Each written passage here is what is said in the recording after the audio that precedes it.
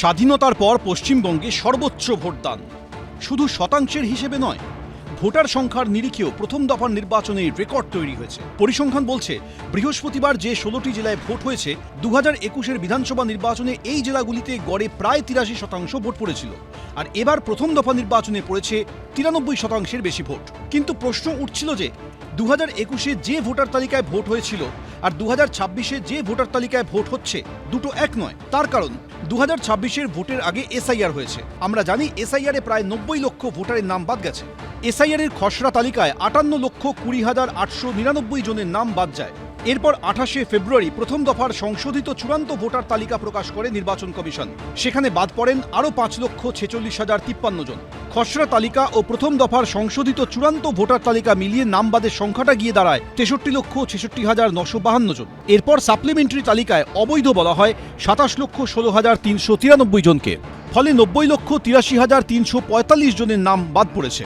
এত ভোটারের নাম বাদ যাওয়ার পরও দেখা যাচ্ছে ভোটার সংখ্যাতেও রেকর্ড তৈরি হয়েছে। পরিসংখ্যান বলছে প্রথম দফায় যে 16টি জেলায় ভোট হলো 2021-এ এই জেলাগুলিতে মোট ভোটার ছিলেন প্রায় 3,78,00,000। তার মধ্যে 2021-এ এই 16টি জেলায় ভোট দিয়েছিলেন 3,14,5 ভোটার। এসআইআরের জেরে এই জেলাগুলিতে 2021-এর তুলনায় এবার ভোটার ছিল 17 লক্ষ কম। মোট ভোট বৃদ্ধির বদলে এসআইআরের জেরে 5 বছর পরেও কমেছে ভোটার। তা সত্ত্বেও এবার 2021-এর তুলনায় প্রায় 21.5 লক্ষ বেশি ভোটার ভোট দিয়েছেন। 26-এর নির্বাচন তৃণমূলের বিসর্জন।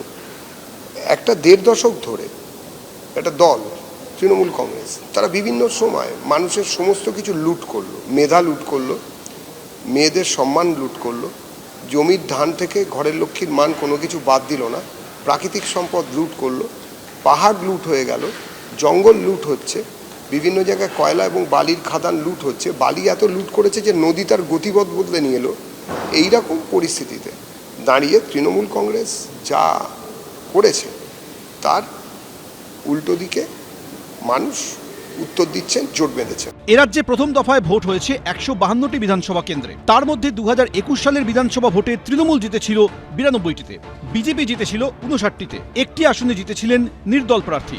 2024 সালে লোকসভা ভোটের বিধানসভা ভিত্তিক ফলের নিরিখে প্রথম দফার এই 152টি বিধানসভা কেন্দ্রের মধ্যে তৃণমূল এগিয়ে ছিল 77টিতে, বিজেপি লিড পেয়েছিল 63টিতে, কংগ্রেস 11টিতে এবং সিপিএম 1টিতে এগিয়েছিল। পার্সেন্টেজ অফ ভোট বিরাট ভাবে বেড়ে যাবে। 18ই ডিসেম্বর বলেছে, আপনারা এখন বলছেন ব্রেকিং, এত বেড়ে গেল কি করে? এটা তো একটা সিম্পল এরিথমেটিক, এর সঙ্গে পরিবর্তনের কোনো সম্পর্ক নেই। এটা হচ্ছে জোরালো প্রত্যাবর্তনের ইঙ্গিত। ফলে এর সঙ্গে এর কোনো সম্পর্ক নেই। আর আপনারা যে বারবার বলছেন না প্রথম দফা এত পিসফুল, আরে 21-ও পিসফুলই তো ছিল। 21-এর বিকেল বেলা তো বিজেপি বলেছিল পিসফুল, রিপুল দাবি করেনি, বলেছিল আমরা ইসবার আবকিবার 200 পার।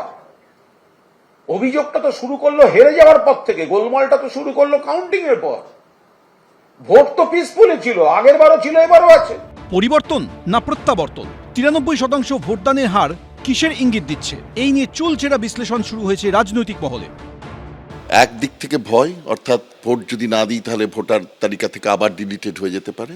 আর 2 হচ্ছে এত কষ্ট করে ভোটার তালিকায় নাম তুলেছে, আমি ভোট দেব না কেন? এটা একটা নিশ্চিতভাবে তাদের মধ্যে অনুপ্রেরণা জুগিয়েছে যাতে ভোটটা আমি দেবই।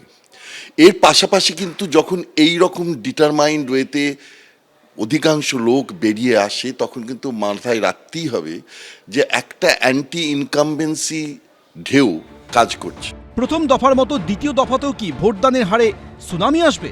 সেটাই এখন দেখার। সৌমিত্র রায়, শিবাশিস মৌলিক, এবিপি আনন্দ।